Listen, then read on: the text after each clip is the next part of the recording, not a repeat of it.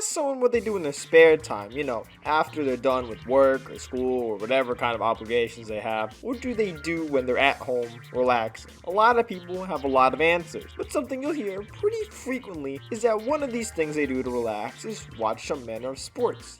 Sit down, watch a local team win or lose, grab a drink or two, take it easy, and just watch people better than you play a sport that you like.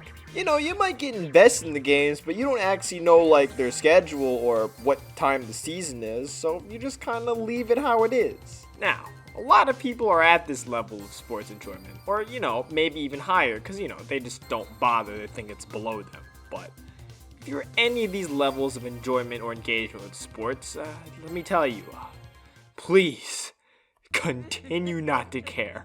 Do not go any further, because there is nothing good past that casual gate. And let me be the one to tell you that, because I'm reporting live, straight from that hell. And the worst part about it is that this is entirely self-inflicted, my own fault and nobody else's. Let me explain. I'm a guy who lives on the East Coast of the United States of America.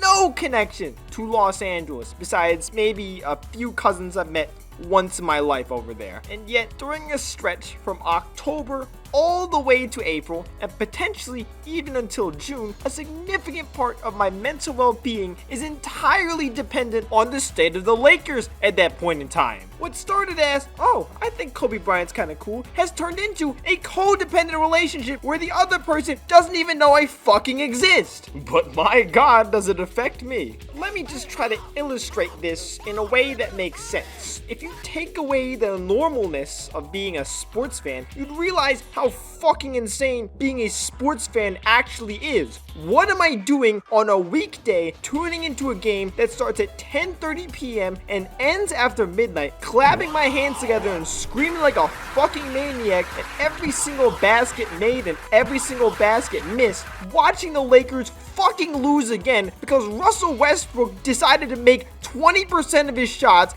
falling to my fucking knees after every single game, adamantly declaring, I fucking hate this team, they're going nowhere, this is a waste of my time, and then 2 days later, opening my 10-year-old laptop, begging and gasping for air as I ask it one last time to just please open the next Lakers game so I can do this whole cycle over again. I did this for about 62 out of the 82 games in an NBA season. Why?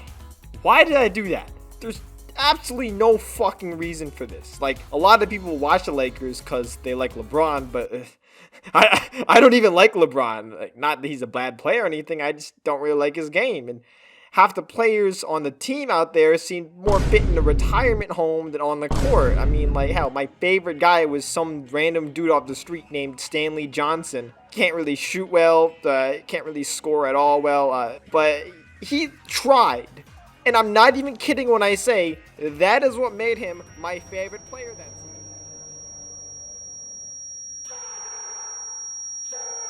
But let me be real here. I didn't just cling on to a shit-ass team yesterday and decide that those are my GOATs. It was a process I went through as a kid, picking teams. And by process, I mean liking Kobe Bryant highlights as a kid.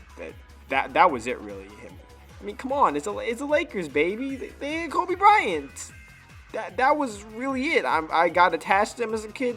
Now I'm in too deep to stop. That's the whole reason.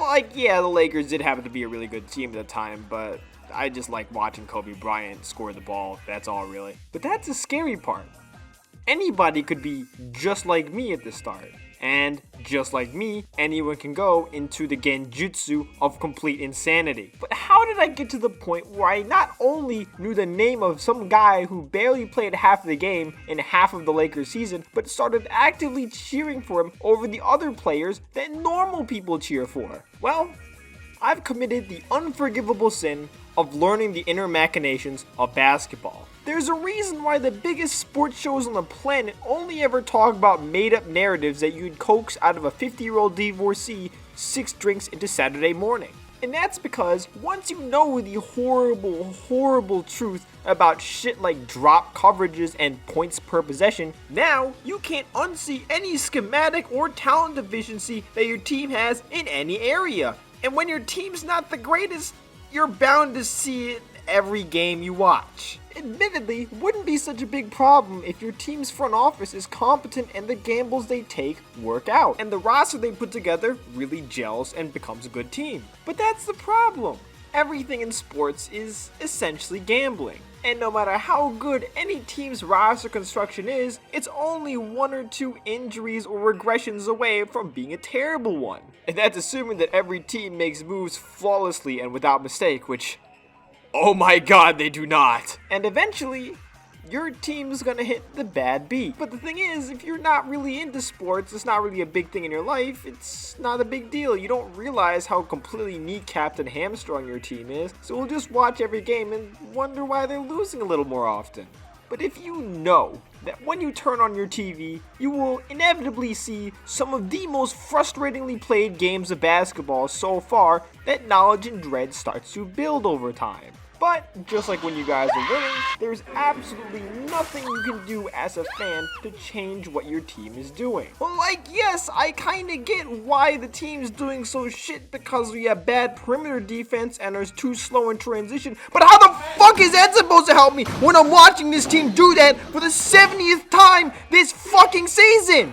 But just like the first guy, you're still just as beholden to your screen, and even though I know the Lakers will probably lose again, there's that little voice in my head that says some bullshit like 99% of gamblers quit before they make it big. And that damn Mickey Mouse in my ear starts pointing to the new guy who could potentially change everything by being the most idealized and fantastical version of himself, and vainly clinging to the hollow and empty words of, but he got that dog in him though, during the third loss this week when he played for 15 minutes and put up 2 points and 1 rebound. Because you saw the off-ball defense though?